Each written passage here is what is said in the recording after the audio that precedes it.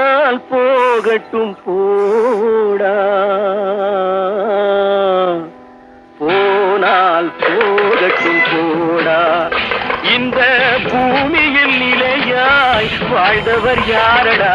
போனால் போகட்டும் போடா, போனால் போகட்டும் போடா, போனால் போகட்டும் போடா.